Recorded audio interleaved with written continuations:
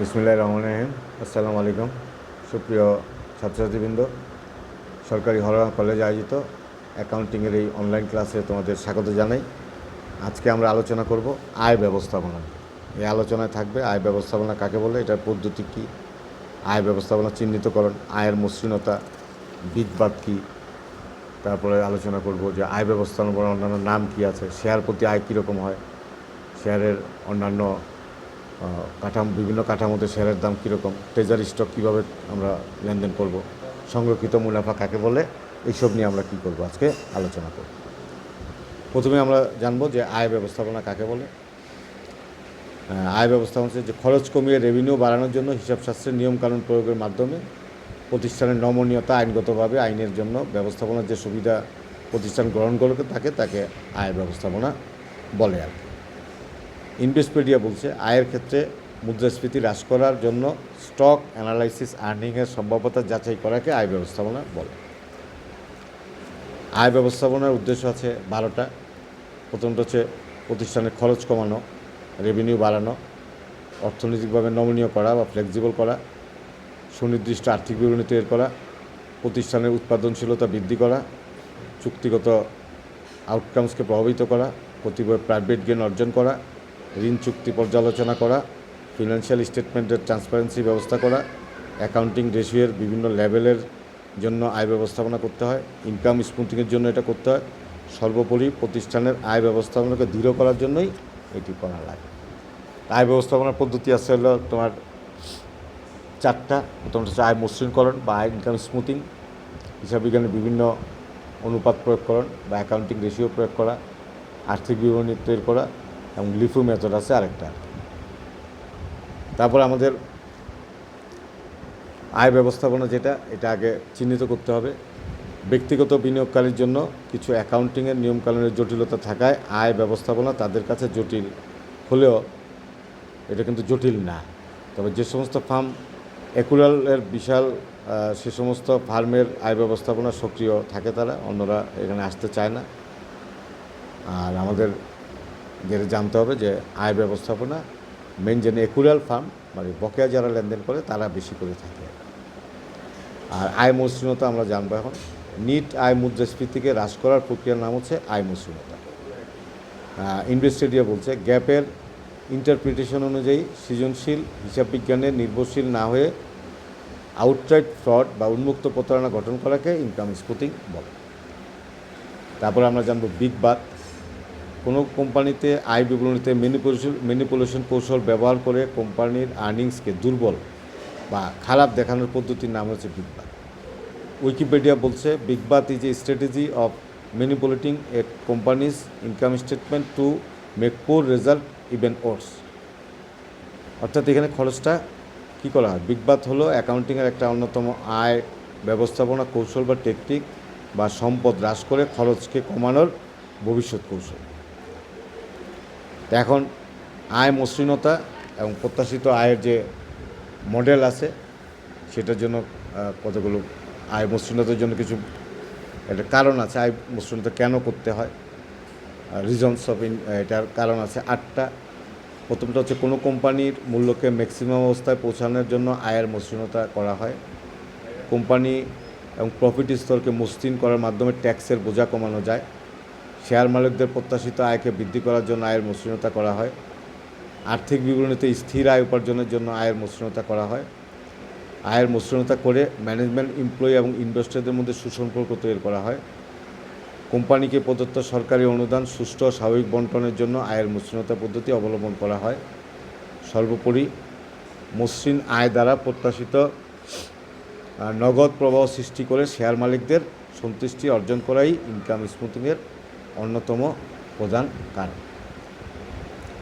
এখন আয় মসৃণতার বিবেচ্য বিষয় হচ্ছে 3টা। একটা হচ্ছে কোম্পানির আকার, একটা হচ্ছে কোম্পানিতে বিদ্যমান প্রণোদনা স্কিম, আর প্রত্যাশিত আয় থেকে প্রকৃত আয়ের যে তারতম্য সেটা। এরপর আমরা জানবো যে বিগবাদ কেন প্রয়োগ করা হয়। বিগবাদ প্রয়োগের কারণ হচ্ছে 7টা। তার প্রথমটি হচ্ছে আর্থিক বছরের আয় বিবরণীতে প্রদর্শনের জন্য কোম্পানি কর্তৃক বিগবাদ মেথড প্রয়োগ করা হয়। কোম্পানির ইনকাম বাজেট ও অ্যাকচুয়াল ইনকামের উপর পার্থক্য 10%-এর বেশি হলে বাজার দর প্রভাব থেকে মুক্ত থাকার জন্য বিগ বাথ মেথড প্রয়োগ করা হয়। শর্ট টার্ম প্রত্যাশা পূরণের উদ্দেশ্যে কোম্পানি বিগ বাথ মেথড ব্যবহার করে।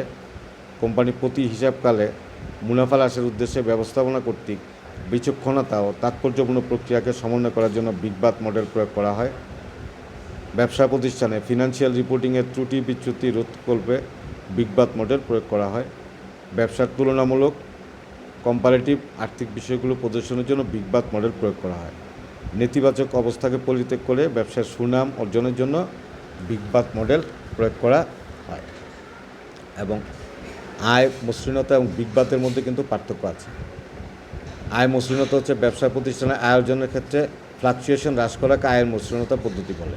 আর বিগ বাথ হচ্ছে কোম্পানির প্রতি হিসাবকালে মুনাফা হ্রাসকল্পে ব্যবস্থাপনা কর্তৃক গৃহীত বিচক্ষণ এবং তাৎপর্যপূর্ণ প্রক্রিয়ার নাম হলো বিগ বাথ। আরেকটা আছে আয়ের পূর্বানুমান মডেল। হিসাববিজ্ঞান নীতির ভিত্তিতে যে মডেলের সাহায্যে শেয়ারের বাজারের বিভিন্ন গবেষণা প্রতিষ্ঠান রিভিউ করে আয় উপার্জনের জন্য ভবিষ্যৎ পূর্বানুমান করা হয় তাকে পূর্বানুমান মডেল বলা হয় আর কি। তো পূর্বানুমান মডেলের যে সমস্ত সূত্র আছে, প্রথমটা হচ্ছে cost variability and cost stickiness model. এখানে ইটি সমান এসটি মাইনাস সিটি। ইটি হচ্ছে earning at an account title period, ST হচ্ছে sales revenue at an account title period, আর সিটি হচ্ছে cost of account and title period. তারপরে 2 নম্বর model আছে যে cost model with sales revenue, এটা CT সমান বিএসটি প্লাস এফটি। মানে সিটি হচ্ছে total cost on period, B হচ্ছে যে variable cost of the constant unit, আর এফটি হচ্ছে fixed cost up to relevant days. তো রিটার্ন অন ইকুইটি মডেলে আছে আরেকটা আর ও ই সমান ই ওয়াই এও plus Y AT R O E T -1 plus ইটি। আরটা হচ্ছে ওপি আইএনসি অপারেটিং ইনকাম মডেল বলবো এটাকে আমরা।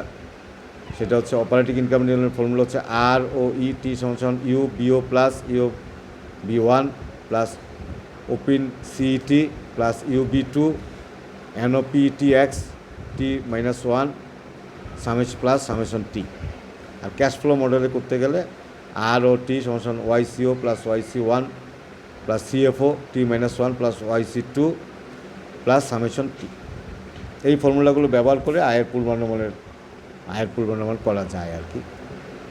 আর আয় ব্যবস্থাপনার আরও অন্যান্য নাম আছে, সেগুলো জানতে হবে। এটা হচ্ছে আয় মসৃণকরণ, সৃষ্টিশীল হিসাববিজ্ঞানের ভ্রান্ত দর্শন, তারপরে আর্থিক বিবরণী পরিবর্তন, হিসাববিজ্ঞানের ভেলকিবাজি, ভবিষ্যৎ থেকে আয় ধার ইত্যাদি।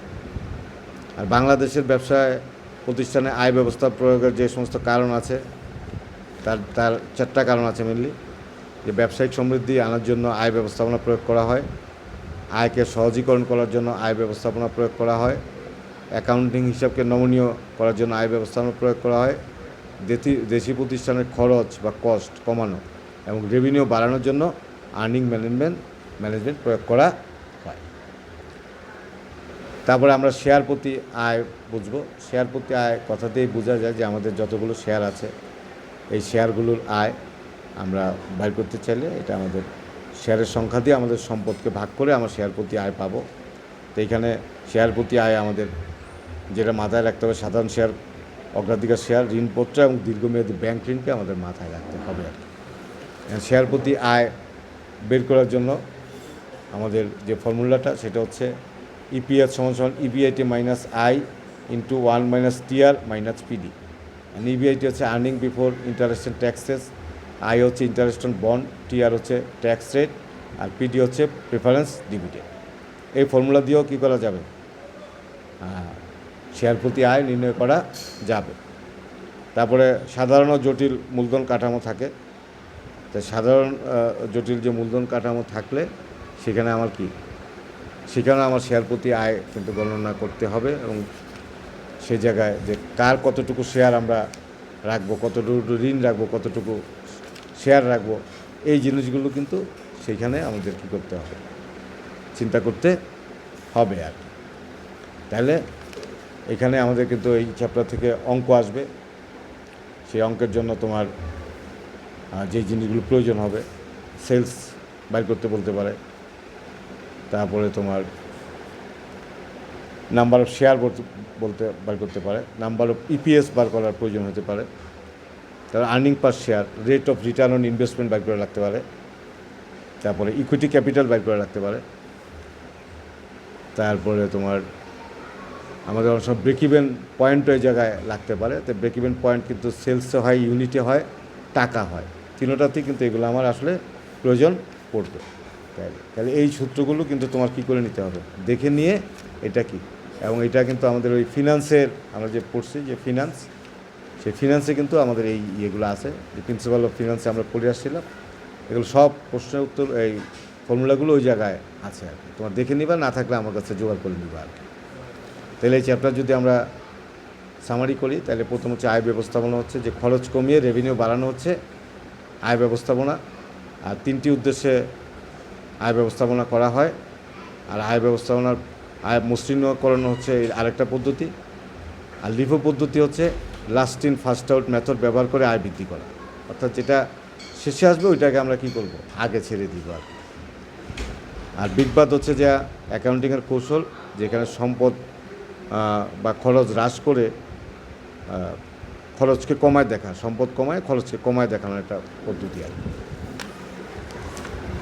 তারপরে আমাদের যেটা আমাদের আরও কিছু জিনিস প্রয়োজন হবে, যে সিকিউরিটি আছে, আয় ব্যবধান আছে, সংরক্ষিত মুনাফা। অর্থাৎ সংরক্ষিত মুনাফা হচ্ছে মুনাফার যে অংশটা আমরা কী করি না, শেয়ার হোল্ডারদের মধ্যে বন্টন করি না, সেটাই হচ্ছে কি মানে সংরক্ষিত মুনাফা। যেমন যে কোনো ফান্ডে টাকা রেখে দিলাম, তো সেটাই কিন্তু সংরক্ষিত মুনাফা হিসাবে ট্রিট হবে।